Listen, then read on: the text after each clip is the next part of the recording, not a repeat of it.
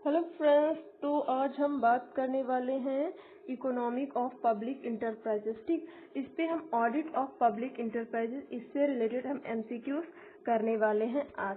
ठीक है, तो पहला क्वेश्चन स्टार्ट करते हैं। Accountability is important specially in corporate finance and accounting sector. ठीक, तो यस, तो देखिए क्वेश्चन यस या नो करके आ सकता है या फिर कोई टर्म लिख के आ सकता है, तो आपको याद रखना है पॉइंट को। ठीक, तो अकाउंटिंग क्या, अकाउंटेबिलिटी क्या हो गई, एक इम्पॉर्टेंट हो गया किसके सेक्टर में, कॉर्पोरेट और finance, corporate finance and accounting sector में। तो yes, option number A. Next question है कि the board is required by the companies act dash to ensure the outcome of the financial year. ठीक, तो companies act कौन सा है, देखिए कंपनीज एक्ट 1956 है। ठीक, 2000 की सीरीज वाले में बात करें तो 2013 है, तो यहाँ पर 1956 होगा। ठीक है, 65 थोड़ा सा गलत लिखा होगा, 1956 is right answer. Next question क्या है, who is a major audit as a means of accountability is not it. यह क्वेश्चन थोड़ा सा इधर उधर दिया है, मैं बता देती हूँ क्वेश्चन क्या पूछा है कि इसमें से कौन सा मेजर ऑडिट नहीं है, मेजर ऑडिट। ठीक, तो जैसे फाइनेंशियल भी है, एफिशिएंसी भी है, प्रोप्राइटर्स भी है, लेकिन अकाउंटिंग नहीं। ठीक, तो ऑप्शन नंबर डी राइट हो जाएगा। ठीक, नेक्स्ट क्वेश्चन है कि the board review the adequacy and integrity of groups internal और क्या लिखा, and control system on ongoing basis. Yes. Next question है कि how many procedure there for the audit, financial audit की कितने प्रोसीजर हैं, तो 4 प्रोसीजर हैं। ठीक है, इसमें प्लानिंग आता है।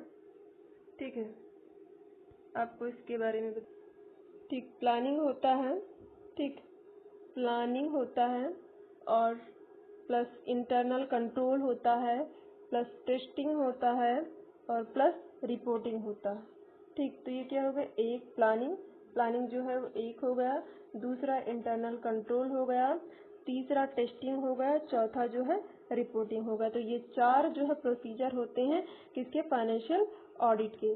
नेक्स्ट क्वेश्चन या तो ऑप्शन नंबर सी राइट हो जाएगा। Next question, what is the final process, that is reporting. ठीक, व्हेन डिड अकाउंटिंग बोर्ड कब इस्टेब्लिश हुआ था, तो 1968 को इस्टेब्लिश हुआ था। और नेक्स्ट क्वेश्चन क्या है कि कौन सा आर्टिकल जो है वो controller and auditor general of India के बारे में बात कर रहा है, तो आर्टिकल जो है वो 148 बात कर रहा है। इसमें इसके अपॉइंटमेंट और ओथ के बारे में बताया गया है। आर्टिकल 149 उसकी ड्यूटीज और पावर में बताया गया है। आर्टिकल 150 में बताया गया है।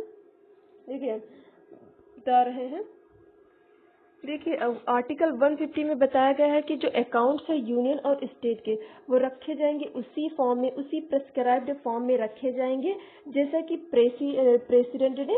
प्रेसिडेंट ने बताया है, प्रेसिडेंट की गाइडलाइन है उसी के अकॉर्डिंग होगा।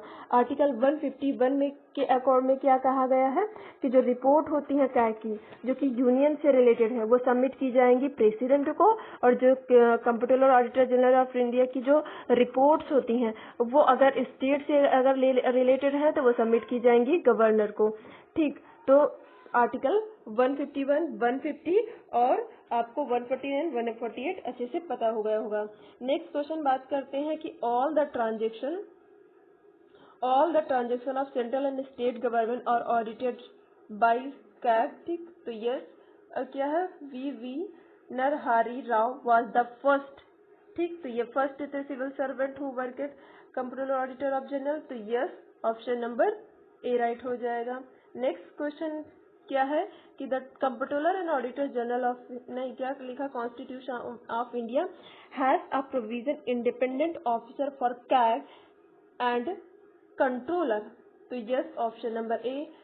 Girish Chandra Murmu is the comptroller and auditor general of India, yes option number ए। ठीक, तो आज हमने एमसीक्यूज किया इकोनॉमिक और पब्लिक इंटरप्राइजेस के।